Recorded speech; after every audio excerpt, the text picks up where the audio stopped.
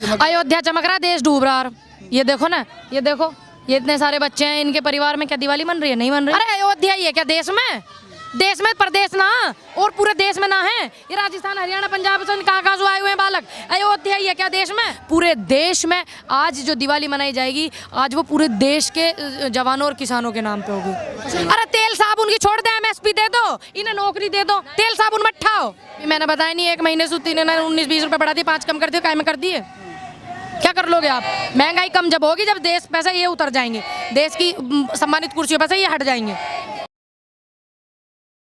पूनम पंडित हमारे साथ मौजूद हैं, इनसे जानने की कोशिश करेंगे जो अयोध्या में दिवाली मनाई जा रही है। वहाँ पर लगातार बीजेपी वहाँ जा करके यूपी चुनाव से पहले अयोध्या में इतना बड़ा प्रोग्राम अयोध्या महोत्सव कर रही है, उस पर क्या इनके राय हैं? स्वागत है आपका DS4 न्यूज़। धन्यवाद। क्या लगता है अयोध्या चमक रहा है? अयोध्या चमक रहा, देश डूब रहा। ये देखो ना, ये देखो, ये इतने सारे बच्चे हैं, इनके परिवार में क्या दिवाली मन रही है? नहीं मन रही ना। जो बॉर्डर पे किसान बैठे नहीं मन रही ना। जो जवान हमारे शहीद हुए उनके घर नहीं मन रही ना। जो हमारे किसान आंदोलन में लखीमपुर खीरी में नरसंहार हुआ नहीं मन रही ना। लेकिन इन्हें अयोध्या में बनानी है, क्योंकि इन्हें मुद्दा हिंदू मुस्लिम करना देश में आने वाले चुनाव में, ठीक है, इसलिए दिवाली मन रही। उनकी दिवाली है, इनकी क्या दिवाली में दिवाली बताओ?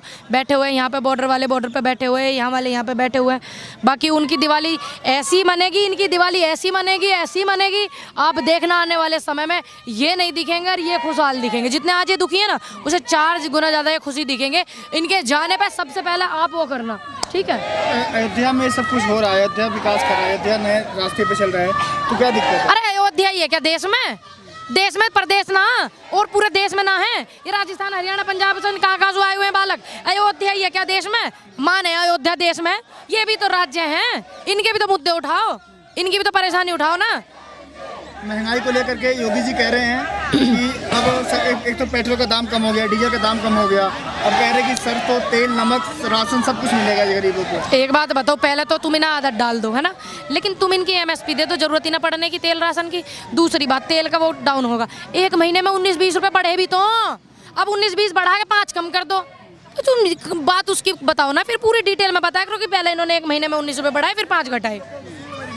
तो आम जनता की बातें समझ में आ रही है? हाँ जी, हमें तो समझ में आ रही, जब तो इनके बीच में नहीं चलेगी, नहीं चलेगी। राम ठाकुर वो कह रहे हैं कि जो बीजेपी चुनाव में हारी है उसका मुद्दा महंगाई का रहा है, तो क्या लगता है सरकार अब महंगाई को सीरियस ले रही है क्या?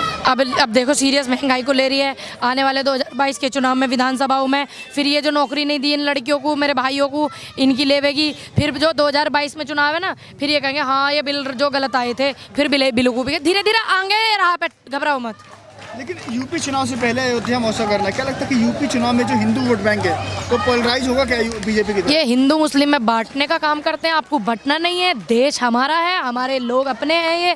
और आप देख लेना, गाँव में कभी इस तरीके की बातें नहीं होती। जहाँ पे कोई राजनीति वो हो, कस्बा पसबा सा, वहीं पे ये बातें उठते हैं।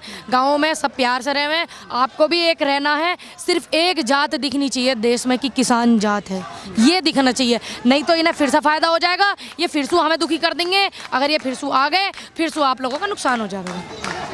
अखिलेश यादव लगातार कह रहे हैं कि किसानों के याद में जो लखीमपुर में हुआ उसके यादों में दिए जलाए जाएं।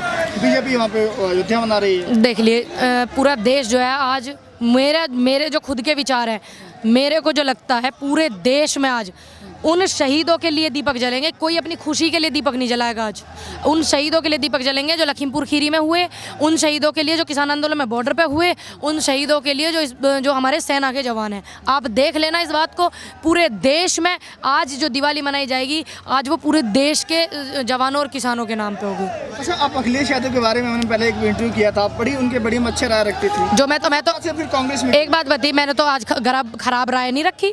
जो चीज़ उन्होंने की मैंने तो उसको पता, आप भी पूछ लो।